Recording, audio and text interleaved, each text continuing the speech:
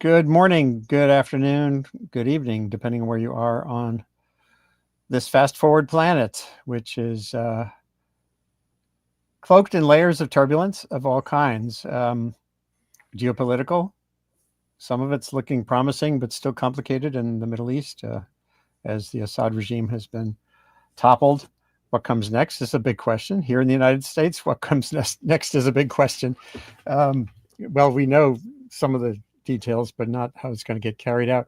We're on a human heated planet. We're on a very modified planet. From the poles to the equator, humans have been very busy the last couple of hundred years, particularly at transforming landscapes to suit needs. And it's kind of that imprint is a powerful one on the landscapes all around us. So, and there's no one I know who's been more devoted to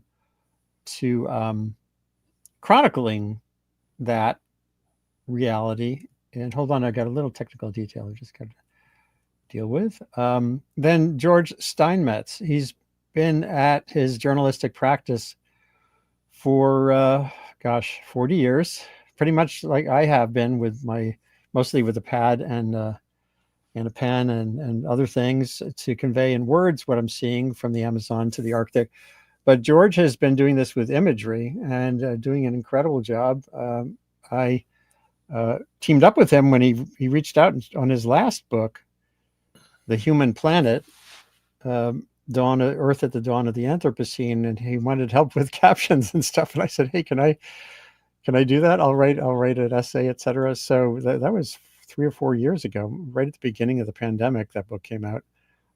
And now there's this new book, which captures just a fraction of the imagery that you have collected in, I don't know how many thousands of miles of roaming the planet. We'll maybe find out on our food systems.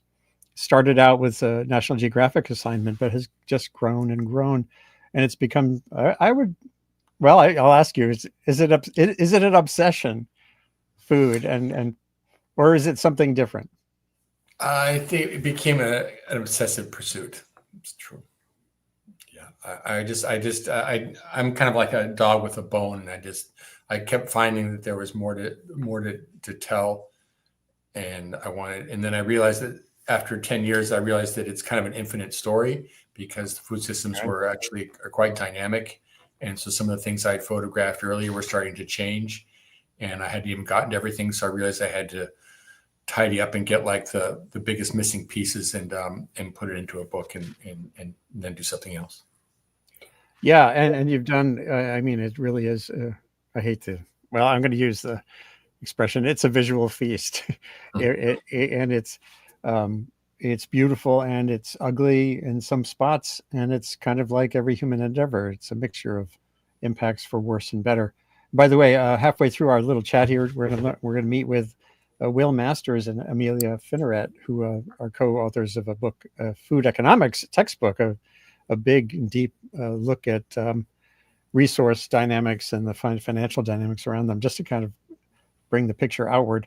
But for the moment, we're just going to explore a little bit. And as I know, and as some of you who are watching know, and please share this now with others, is you not only are obsessed with capturing imagery, but you have gone literally to the edges of what's possible physically to do that, including becoming a pilot of a powered paraglider, kind of like strapping a chugging engine on your back and a fabric wing. And the picture on the right still blows my mind. You took this picture of yourself looking down on a city in Yemen with the camera up in the canopy of the paraglider. So that's another level of drive, maybe not obsession. What got you into the air? Because so much of what you do is from above. I don't know, Andy. Even when I was a kid, I liked climbing trees in the backyard, and I've always when I started got into photography as a hitchhiker, around Africa, and I was riding on tops of trucks, and I liked climbing water towers. I just found that I gravitated towards that aerial perspective. I felt it kind of opened up a landscape and let me understand some of the forces that shape our world. And in photography, I just kind of gravitated towards what I found most interesting and enjoyable, and that's most of what I do now.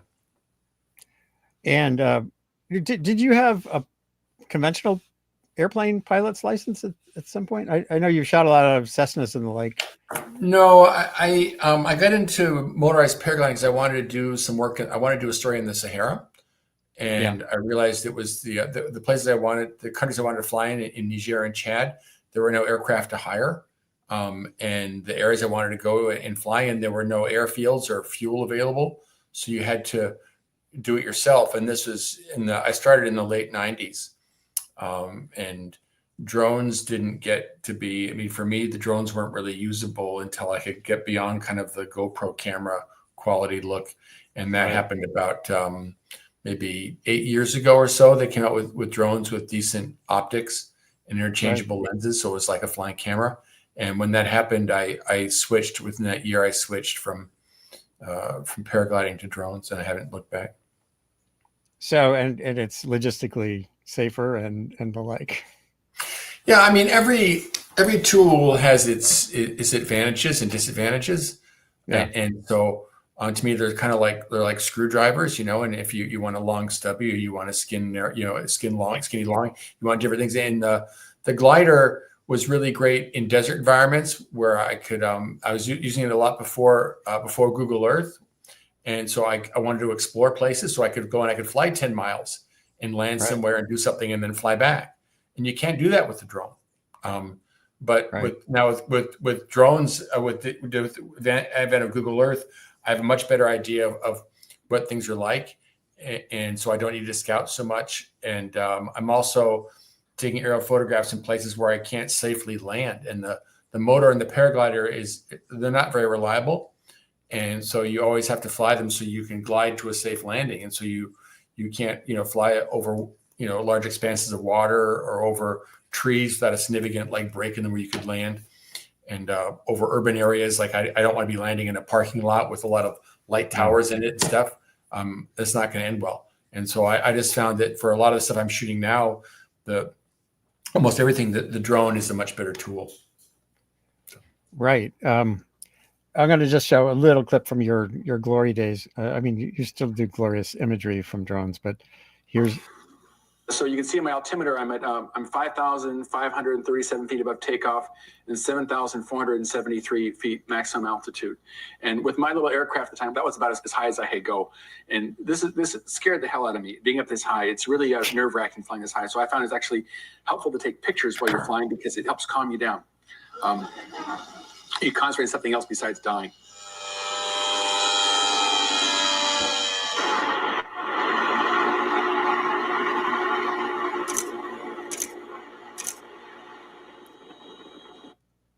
So that's why you do it. You do it just to calm down. Taking pictures. Well, you get up there and it scared the hell out of me. I realized, well, if I'm going to die, I better at least get the freaking picture. Get the picture first. Yeah. And I was taking pictures like, oh, I didn't worry that I was at 5,000 feet. I started saying, oh, I want to be over here. I want to be over there.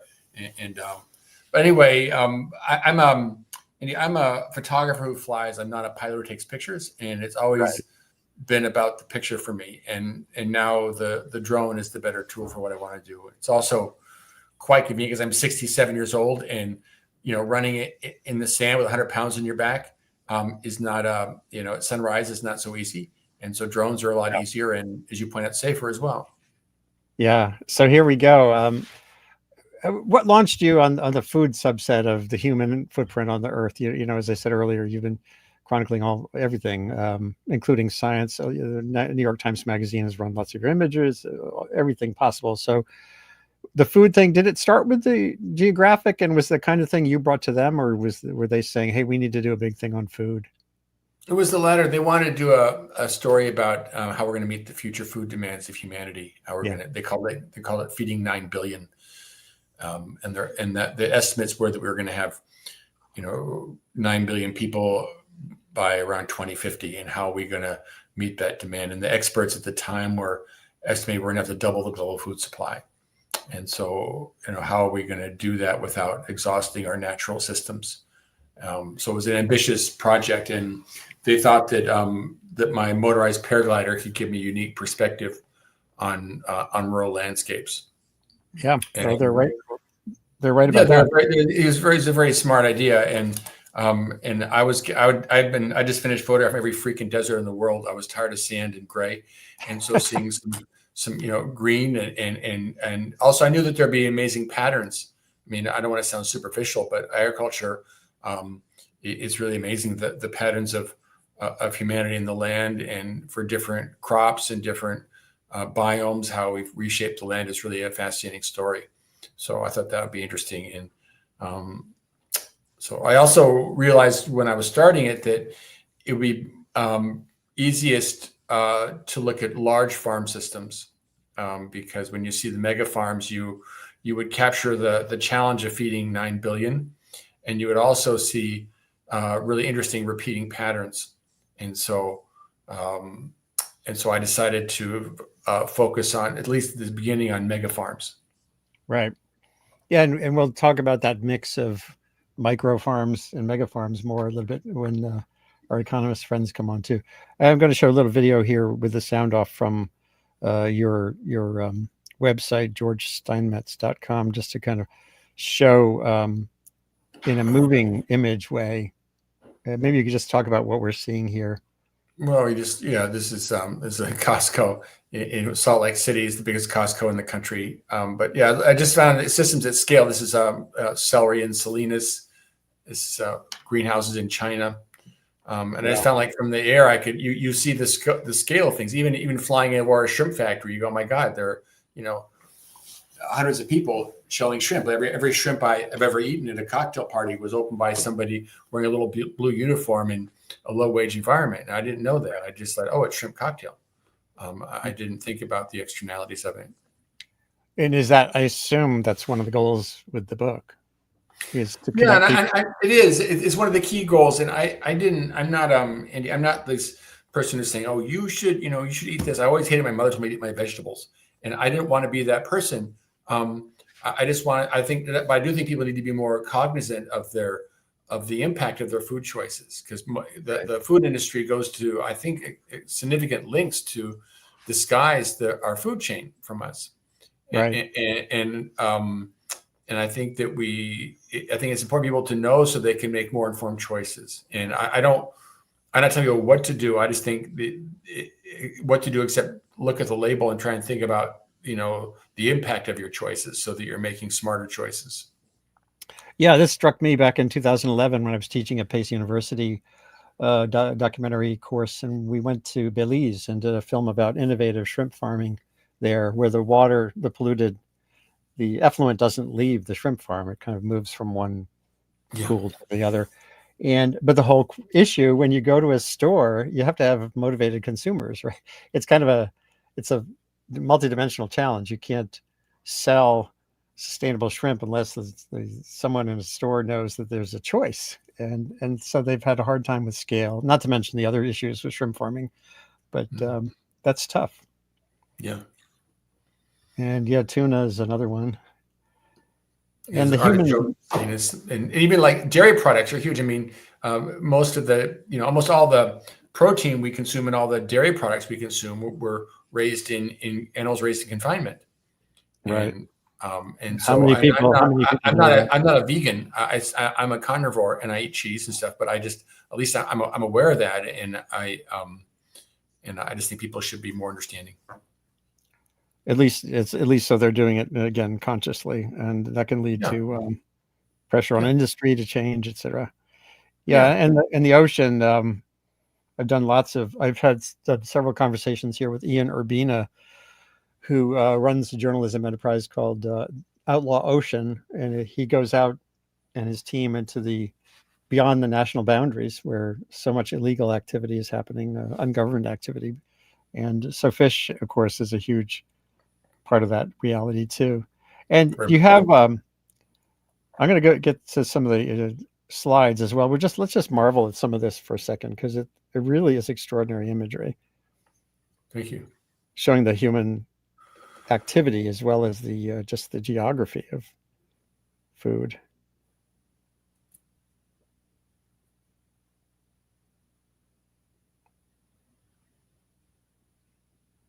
Absolutely stunning.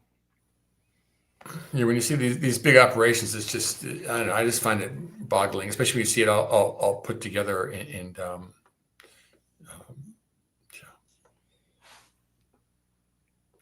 took a lot of perseverance to get at some of these places.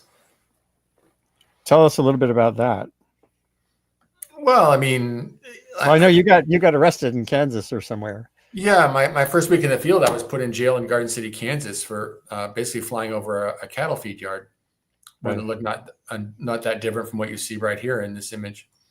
Right. How dare you invade their airspace?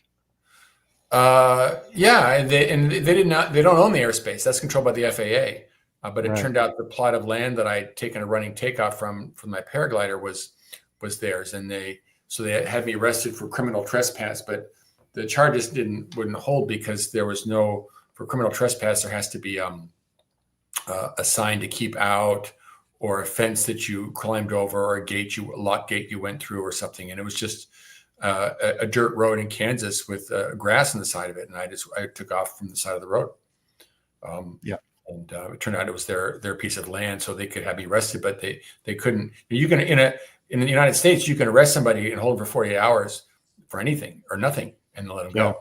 But so maybe actually think about our criminal justice system a little bit differently too. Yeah, and there's been more than a few states in the Midwest, I think, that have passed laws that essentially prohibit journalism or activism, just taking photographs of pork slaughter and the like. Is that right? Yeah, the gag laws, and yes, and those weren't in place when my particular incident in Kansas. But it was for much of my book project, for example, it was illegal to use a drone to take imagery of any kind of animal operation in Texas. And Texas is the center of one of the main centers of the cattle industry in the United States. Incredible. Okay, so now I'm going to get back into some slides here, and we're hopefully get some questions from folks watching. Hopefully people will share this either now or later. There's a chunk of the book that gets into the mechanization, automation, and even innovation. You know, I did a show a couple of years ago with Pat Brown from Impossible Foods, you know, about the frontiers of agricultural technology, maybe doing an end run around the need for slaughter if you make your meat. So the idea of technology playing a role increasingly seems to be a theme in the book too. Yeah, there's been a lot of advances. I mean, that's, you know, you look at the history of agriculture and how, you know, maybe in 1900, I think like 30 or 40% of the people in the United States were farmers, and now it's less than 2%.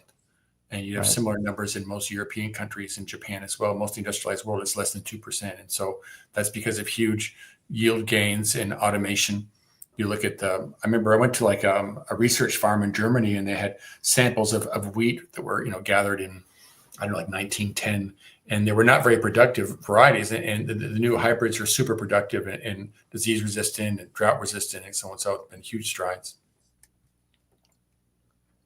And then there, actually, I can't remember where's this image?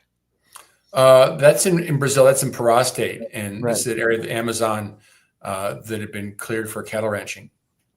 And I was just in Belém in the Amazon. I was back in the Amazon for the first time in 40 years, 1990, a long time.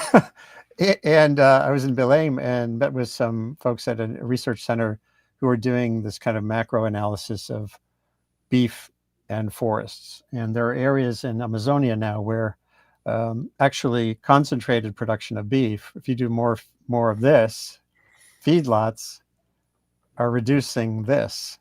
And that gets to one of the paradoxes for the environmental and or ethical community of, you know, concentrating agriculture can reduce the pressure on forests. And it's just one of those trade-off issues you see around here. Well, it's a little complicated. Like there in Brazil, for example, there's been a big growth of CAFOs, of confined animal feeding operations, feedlots.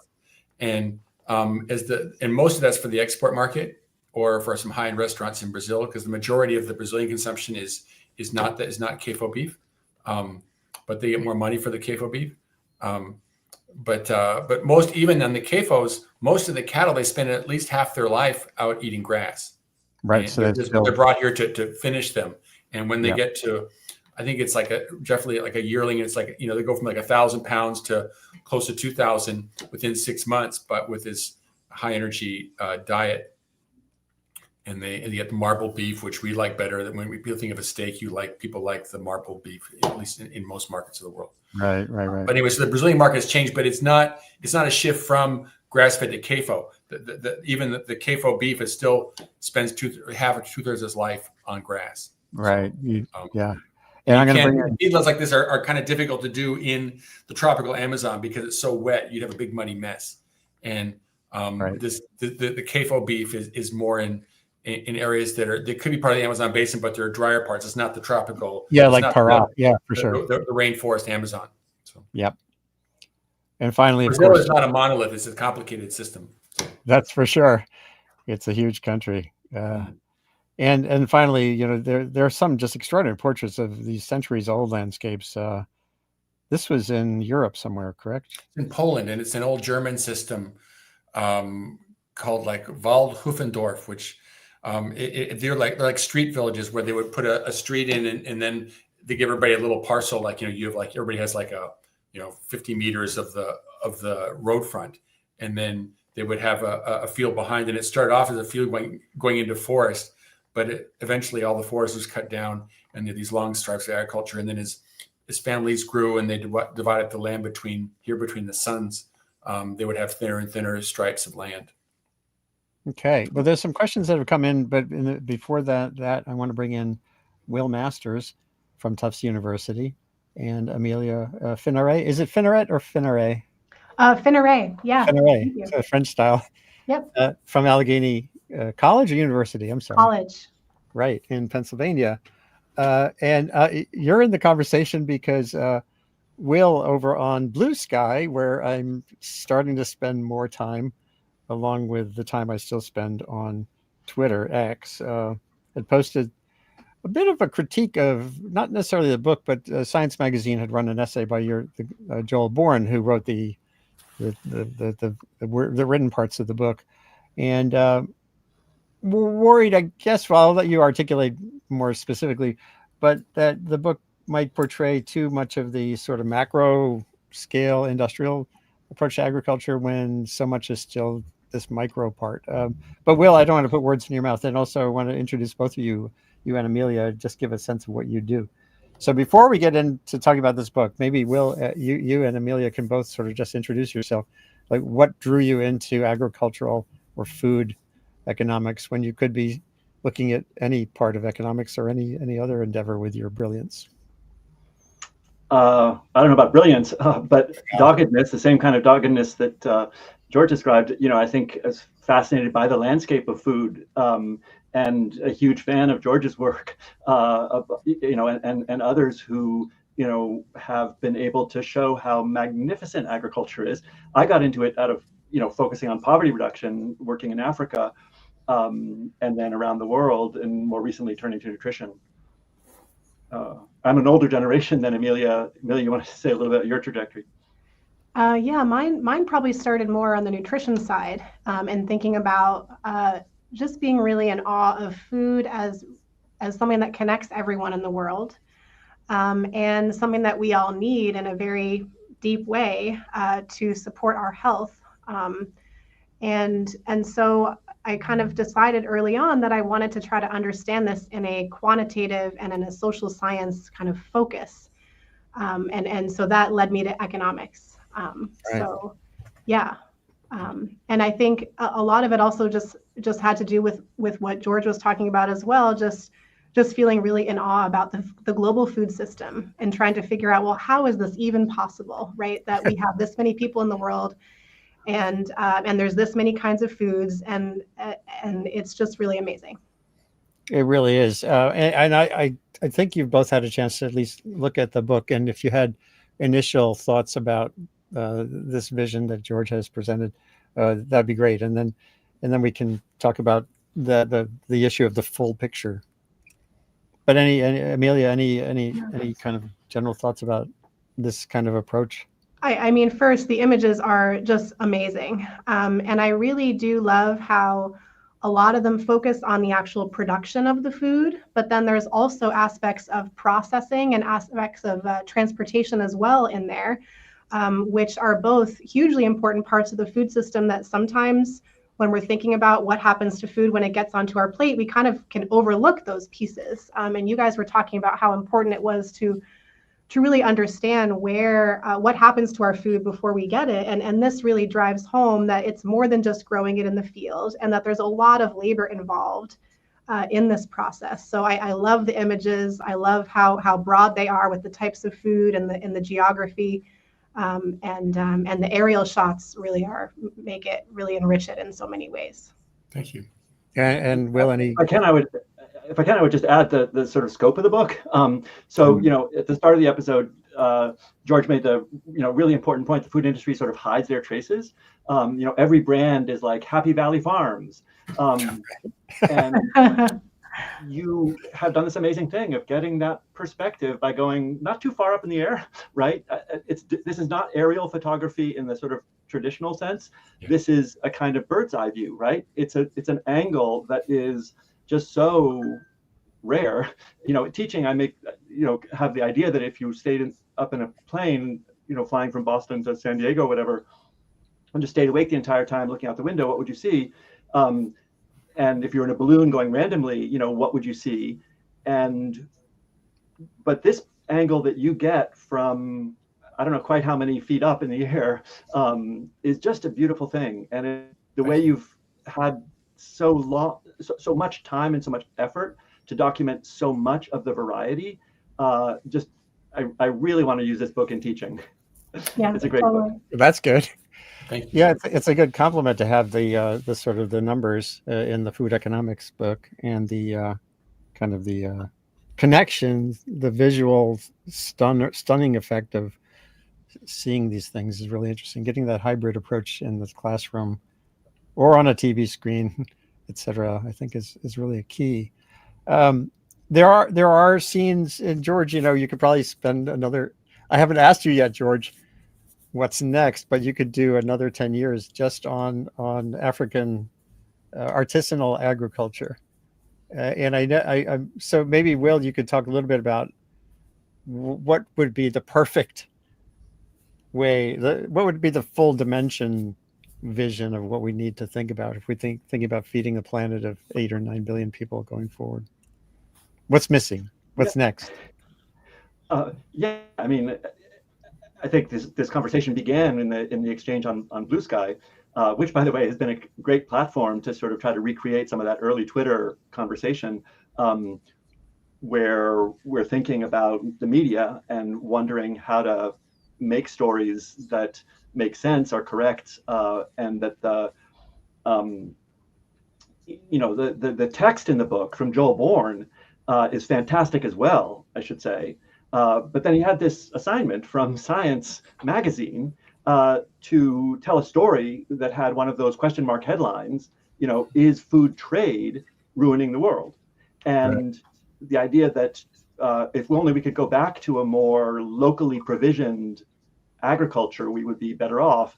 It's just such a widespread, you know, what I describe as a sort of optical illusion, that the answer to this question, you know, is it breaking the planet, is no. Food trade is not breaking the planet. Food trade is a lifeline for billions.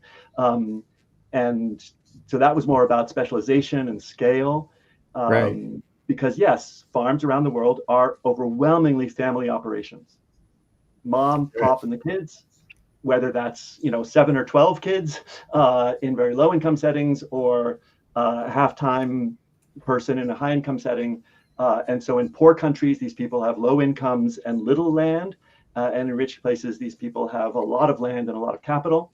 And then there are the exceptions, where you have the people ballet of the harvesters that George, you know, sort of beautifully depicts going through across the landscape in great waves of people, and the processing. It's tea and sugar that are plantation crops nowadays. Things that used to be plantation crops in the era of slavery or serfdom, those have become family operations. And so you see this distribution of farm sizes that's in the screen Yeah. there, where low income places have just really small farms. Yeah, just so people can get a view. It's most people watching this won't be able to read the fine print. Although your book is open source, which is wonderful, and if they go to my Substack post, revkin.substack.com, they'll get a link to the book. But yeah, I mean, the key thing here is that dark blue is 0 to 1 hectare farms, so that's up to 2.5 acres, and you can see in countries like Nepal, in Palestine, Indonesia, Jordan, Philippines, India. What I'm seeing here is the vast majority of farms are a family farm with maybe an acre. Is that fair to say? And Amelia, feel free to jump in here. Yeah, large farms are family too. Yeah. So smallholder farms are defined as 2 hectares or less. So that is going to be about 5 acres or less, if you have acres in your mind instead of hectares. Yeah. But I think it's important to distinguish between that definition of smallholder farmer and the family owned and operated, right? Because one is about the size of the farm, which is the smallholder farm, less than 2 hectares. And then the other is about the ownership structure and who works on the farm, which is the family run. And most farms in the world, the vast majority are family owned and operated, like Will is saying. And then, of course, like he also said, the smallholders make up the majority of farms in poorer countries. So I think smallholder farms produce about 30% of the world's food. Family farms produce a lot more than that. I think maybe 85% of the world's food. So, Wow.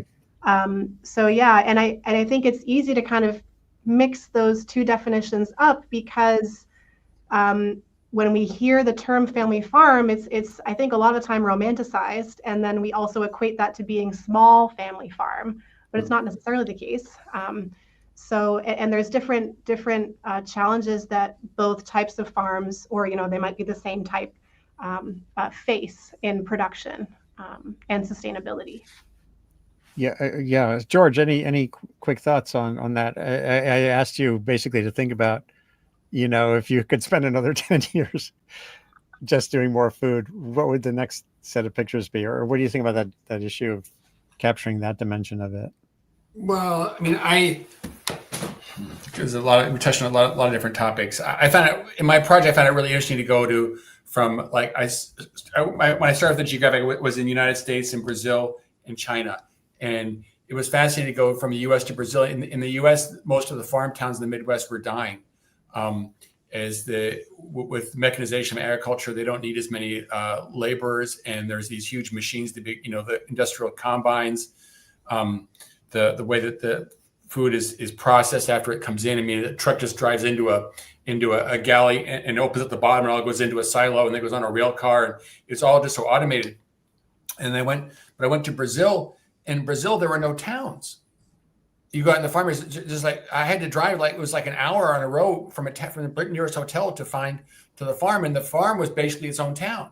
They would have like at harvest time, they had maybe 100 people there, mostly dudes, running the machinery.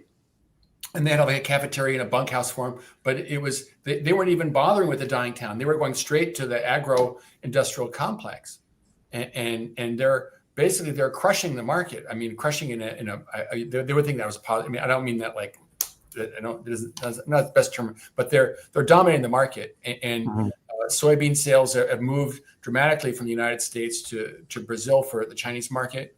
And Brazil is the fastest growing agricultural sector in the world. And the dominant trend is towards industrialization, agriculture, and consolidation. And you find that, I found that everywhere I went. I found that like I was in Yunnan province in China, which has the biggest rice paddies in the world. The rice paddies there, they're 1,000 meters vertical, and it's all terraced. It's beautiful. It's a World Heritage Site, agricultural site. It's beautiful. And about 30% of the farms there were fallow because the kids don't want to farm the land. They want to work at the iPhone factory or something. They want to go to town. They go to school and they don't want to go back. They don't want to be sitting there looking at the back end of an ox, and up to their butt in mud, barefoot. They don't want to be doing that. It's hard work. They want to have a city job. And you find that, I found that almost everywhere you go, even in Africa, that's really common. Africa is developing rapidly and is urbanizing, And people don't want to work on the farm. People have big families. The kids all moved and they want to go to Nairobi and get a city job, you know? Right. And maybe there's not a job for them, but that's what they want. And so you have a depopulation of rural areas, and what you have left over are old, kind of poor old people who are struggling to keep farm output up. And a lot of that also, like in China in particular, you have a lot of land that's not very arable. It's very hilly. It's very difficult to farm, and you can't mechanize that stuff. So you start having the productivity of those countries going down, the agricultural productivity. And China is the fastest growing agricultural sector in the world. I mean, the fastest growing import. They're the biggest importer of food in the world. And a lot of that's because of there are two things. Part of it is their changing demand. As people have more money, they want more protein in their diet, and you need more grain to feed all the pigs and chickens and ducks. But you also have a shrinking amount of usable farmland. As things get mechanized, you can't farm, like in Yunnan, you can't really farm that stuff with machines. It's just too difficult. And you also have pollution and other issues, climate change. But their farmland is shrinking. So globally, there's a consolidation and industrialization of farming. And I'm not advocating that.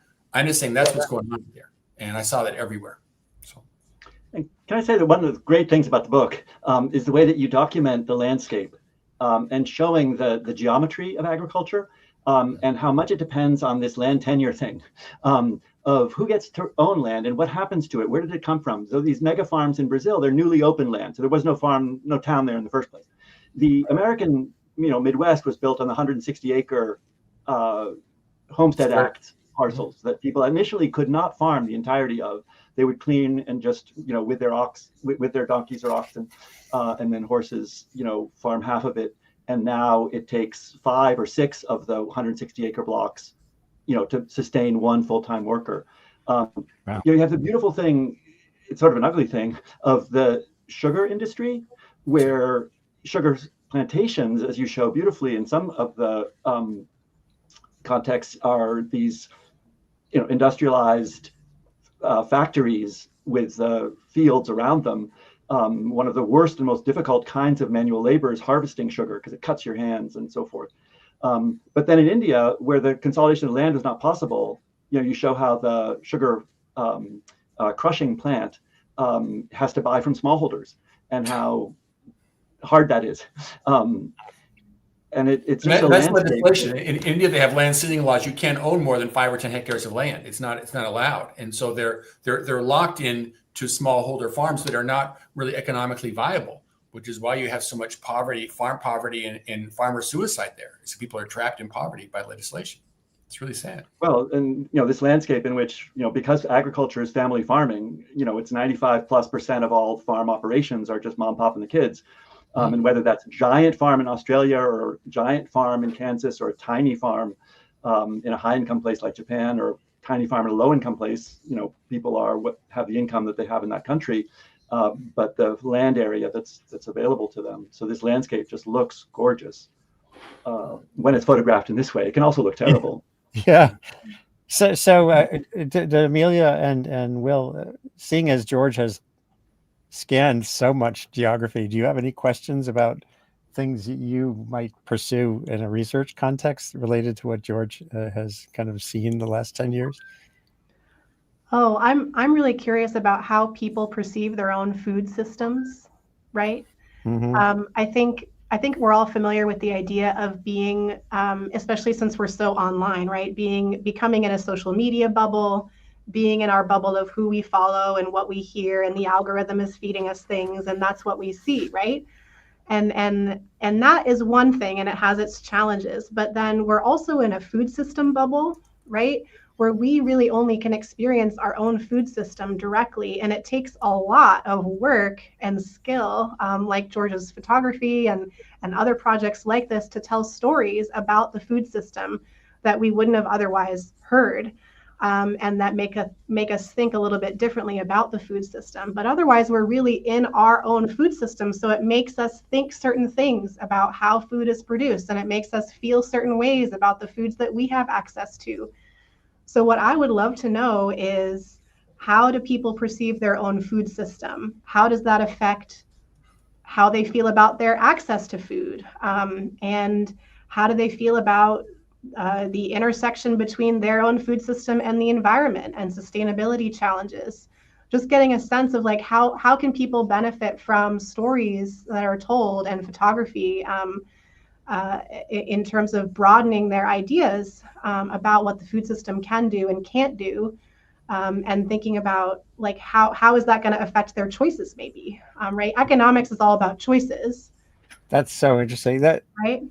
What you're saying reminds me of a piece I did 10 years ago when I interviewed Vilsack, his first round as Ag Secretary. Oh, yeah. And he was trying to, push the idea of more information available on your product through QR codes and the like.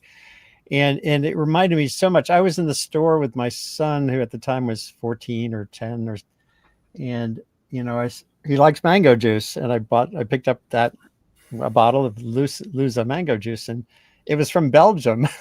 I thought, okay, that seems to raise some really interesting questions. So how can we facilitate getting someone from a product to inspire them to kind of go through George's picture and or to meet a farmer, or how did the juice get from some mango producing area to Belgium and then to that market? So I think with you there, I think there were still there are possibilities in this online environment to connect George's work with food and stuff. I mean, George, you're very active on Instagram. I don't know whether you feel that's mostly output, or do people ever engage in a way that, when they click on one of your amazing pictures there? I do find there is interesting engagement on Instagram. Instagram has changed over the years. There used to be more engagement. Now it's shifted towards reels and stuff. So you just kind of get these endless videos of things you want to see rather than what you chose to navigate to. But I used to find I get a lot of interesting discussions, sometimes arguments. I used to have I had two accounts about food, my own personal account, my George Steinmetz account, and I have another one about my food project. And I stopped working on the food project one because it was almost all the followers were vegans, and they'd be so ranting about their vegan perspective that it made it impossible for me to get into animal operations, because people would see that account and they would assume that I was a vegan. It's like, no, I just put out the information about how the food was produced. I did not tell you what to do, but the vegans were like shouting and shouting. And so I kind of let that account atrophy, because it was problematic for me. It became one-sided. And I don't, the vegans are not in the United States. I'm not anti-vegan, but the vegans are not the majority of the people. But they're certainly the majority of that account, which was not my intention. That's so interesting. But it's in our system. Like a lot of times, you go and you buy, you buy cornflakes. It doesn't tell you where the corn came from. It's just cornflakes. It doesn't even tell you if there's American corn or Argentine corn. It's corn. If you go to Starbucks, they actually tell you the origin, except 40% of the coffee is Brazil, and Brazil is a huge country, so you don't really know where in Brazil it came from, but at least you know it's Brazilian coffee. And I know if I buy Brazilian coffee, it was probably picked by a machine. If I buy Ethiopian coffee, it was probably picked by hand by some lady who's making $2 a day. And I'm not for the Brazilians or for the Ethiopians, but like you have a notice of origin. But most of our food system, a lot of it you don't. Maybe your bananas, you say, okay, from Ecuador.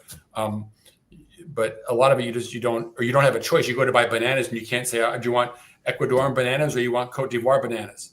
You don't have that choice. So, I mean, I think a lot of people might say now that they are interested in the bananas that are produced in the most sustainable way and gotten to them in the most sustainable way.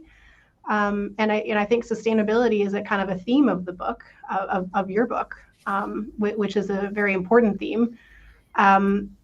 But then I think also, people are concerned about sustainability and they see transportation as being the main driver of whether a food is sustainable or not. Because the idea of flying mangoes from a mango producing region to Belgium to turn into juice and then to the United States to turn into your son's beverage sounds kind of crazy.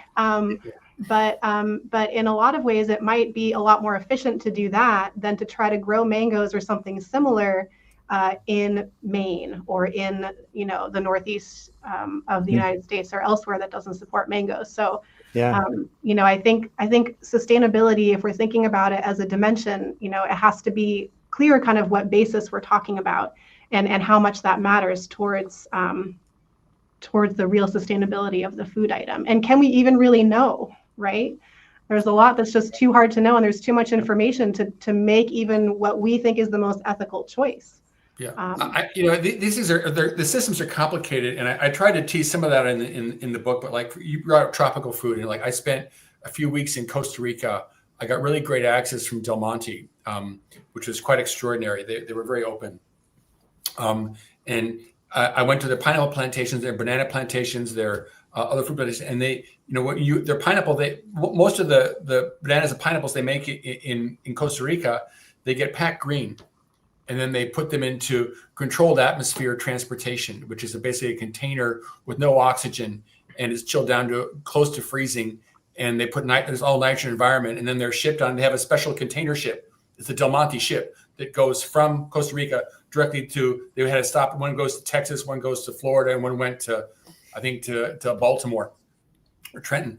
And then they get there, and then they put them into a special facility where they expose them to ethylene gas, which starts the fruit ripening process. So they're kind of like in suspended animation.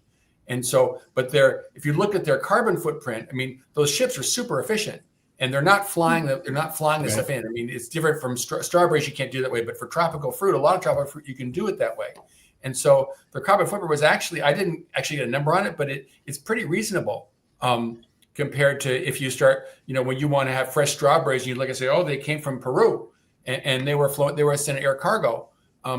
That's a different matter. But you don't really see when you buy the strawberries from Peru, it doesn't say, oh, it came on a controlled atmosphere storage ship via the Panama Canal, or did it fly in, next day air? You don't know. And so these things are complicated. And I'm not trying to obscure it, but I just think, to me, this project and this conversation we're having is part of trying to get people interested in those issues. Because I think if consumers start demanding more answers to that, then companies will start being less opaque. Absolutely. And I want to briefly touch on the economics textbook, because you deal with students, and what is the next generation thinking when they think about this? And also, I want to ask you each the question that Václav Smil has a new book coming out on, which is, can we do this? How do we navigate this century, feed 9 billion people, which is also part of George's book and your book. Václav Smil, who I've interacted with for decades, he comes up with his usual, the means are there to feed 9 billion plus people by mid-century. And of course, it comes down to, we just have to adjust our diets, our production, all these other things. The word just is in the summary of his book, and a lot hangs on that word.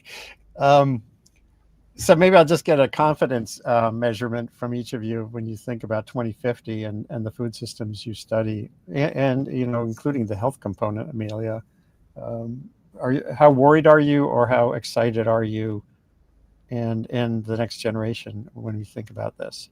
I'll start with the economists and then get to George. So maybe Will, and then Amelia. Yeah, I think humanity has fed itself, but not everyone. And there's always been a Malthusian frontier, in the sense of a population that's at the margin and actually dying of hunger. That number of people, the fraction of people who have been at that frontier of dying, just shrinking and shrinking and shrinking. And then the way you feed richer people determines basically how much footprint you have. So in Joel Bourne's excellent text to the book, he clearly says, well, we're already using enough land and resources, fossil fuels and so forth, to feed 9 billion, pretty easily with a plant forward, low animal source diet. What we don't have enough land and water and climate space to feed people is the meat heavy diet, in which we're not successfully preventing fertilizer runoff, not successfully preventing deforestation, not successfully preventing overfishing in too many places. So, am I optimistic? We absolutely have a track record of governments successfully defending nature and driving intensification, and then the private sector responding with innovations that save the planet by doing more with less. we have a track record of doing that. Unfortunately, it's only a few countries in the world that usually get it together to have that ag research system that has public funding for basic science and then delivery of the technologies that you see. So, whether Brazil is run by a Bolsonaro type regime that, burned freely, or a more conscientious regime, whether the United States is governed by a more attentive and accountable regime or one that's less attentive and accountable, whether China is governed in that way, India, and so forth, those are the big questions, right?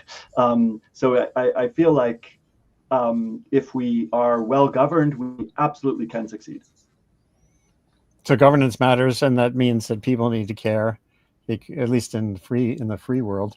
People. Yeah, it's not. I mean, individual choice makes a huge difference in signaling to companies and to lobbyists what people care about. The vote with your fork behind you, George, is absolutely right, because it signals to politicians and signals to corporate leaders what people care about. The challenge we have, basically, one of the challenges we have is that people who care about sustainability and care about health are sold that in the marketplace, and that allows the rest of the food system to get off scot-free. If we were a little less willing to just say, oh, there's the organic sector for those who care about that, and then everything else can just work freely in terms of fertilizer runoff and pesticide drift and harms to animals in terms of animal welfare, as well as emissions, we could do a lot better with less. We certainly have the technology to do it. We have the know-how. For sure, and technology, I do think, is playing a bigger role. It will be. That's in Vaclav's book too. It's too soon to know. There was this whole debate that went on for decades about GMOs, but now with CRISPR, that's all been taken to a new level of designing genes from the start, not just sort of stitching something from one species to another, and not just that, but technologies. This gets to the mix of affordability. Where you can raise Arctic char in the Hudson Valley, which is already being done profitably, in a closed system. Not in here in Maine, of course, with salmon aquaculture, you have all kinds of issues going forward. But where you have this mix of technology, the mix of the possibility of thinking about the word locavore in different ways. In other words, the locavore could actually be Arctic char in the Hudson Valley, depending on the economics, which is your domain. George, all of you, there's some questions that came in, a couple of them worth getting to before we come to an end. And I'm really glad to have connected you all, and it wouldn't have happened except for blue skies. So what do you know about that? Cass Erdley asks, I'd love to know your thoughts about large-scale monocropping and the detrimental effects it can have on both destroyed ecosystems, ripping up grasslands and forests, as well as soil health. Maybe, I don't know if any of you want to jump at that. That is a big part of agriculture still for things like grains, etc. Is monocropping bad, good, an inevitable part of where we're at? Is there a way to do it sustainably? I like the bell. That was funny. Yeah, it's my phone. Okay. It's like everything else. It's complicated. I spend a good chunk of time traveling in the Amazon, and it's very tragic when you see large swaths of rainforest that have been clear cut for soybeans and cattle. And I remember, I was trying to photograph them, and it's actually kind of a dangerous thing to do. A lot of people have been killed trying to advocate the reduction in forest destruction. And so I would go out there really early in the morning, and driving through the dark, trying not to be seen. And I got there, and it was amazing. I hear the forest and all the noise coming out of the forest, all the animals in it, and then I'd see these big, freshly clear, still smoking fields, and it was dead silent, and it was just so clear, the amount of biodiversity that had been lost. But the reality is, people living out there, is that the forest, a living, thriving tropical forest, doesn't provide much income for anybody.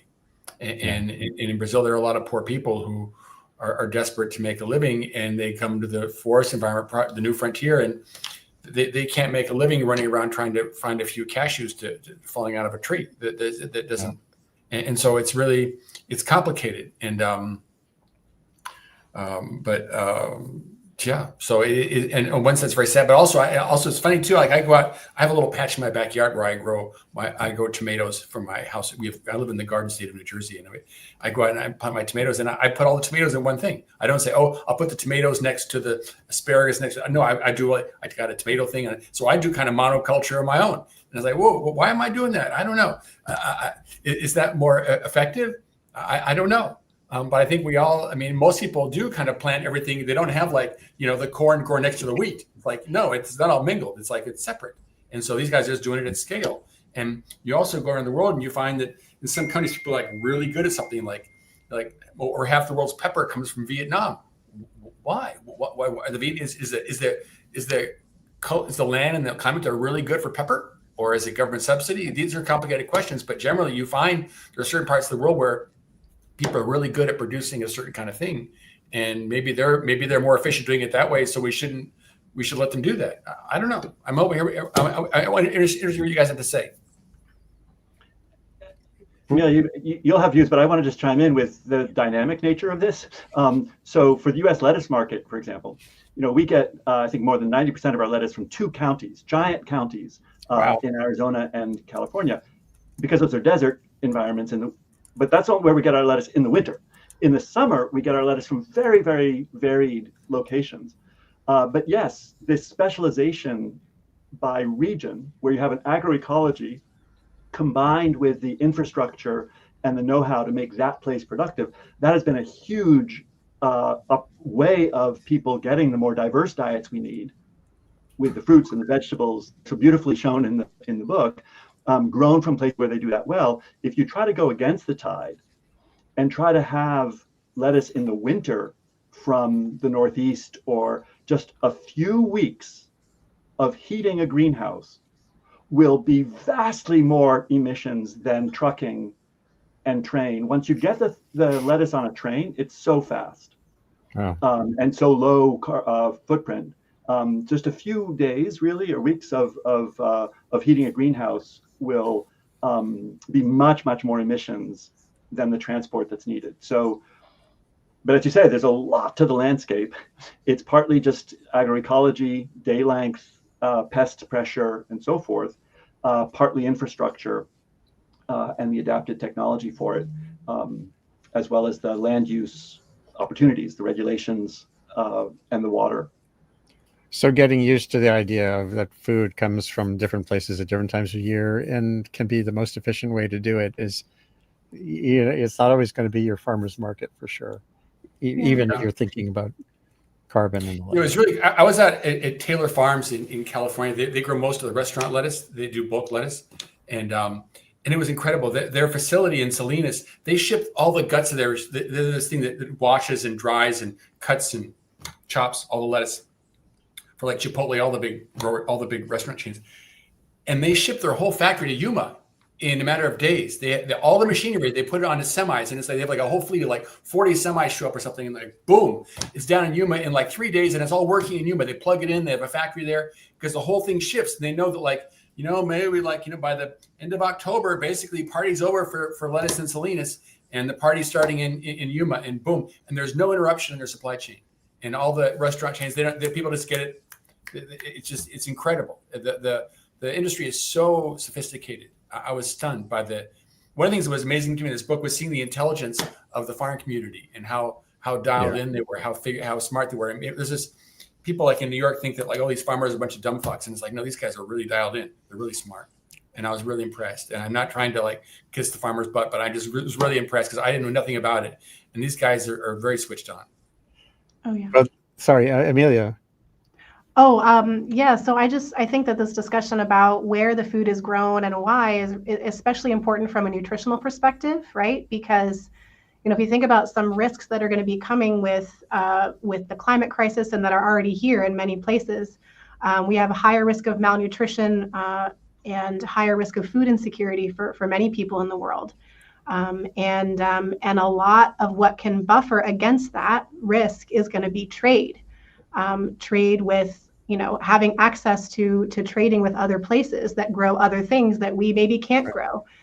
So we can think about the agroecological reasons why we don't want to limit ourselves to just a local diet, but there's also nutritional reasons too, just seasonal ones, but then also if we think about risks over time, to buffer against those.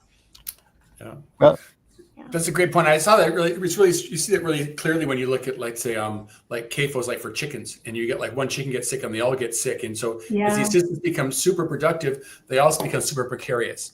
And, you're talking about bird flu now, and that is a real risk, real problem. Yeah, or like you look at the bananas industry, and it's one variety of banana, the Cavendish banana. There are millions of kinds of bananas, but all the commercial bananas are Cavendish, and they have to spray with fungicide like twice a week, or they all croak. And it's just really precarious, super productive, but dangerous. Well, we're at the end of the hour. I think we could do another chapter of this discussion down the line if we want to focus in on some particular issue. But this has certainly been a great start. And George Steinmetz, it's great to get together with you. I'd like to see you again. I'll get down to the Hudson, to the New York and New Jersey area, and we can actually meet up in person again. It's been a while. It might have been pre-pandemic. Come down for a thaw, Andy. Huh? Come down for a thaw. Yeah, we're going through a tropical storm strength winter storm momentarily.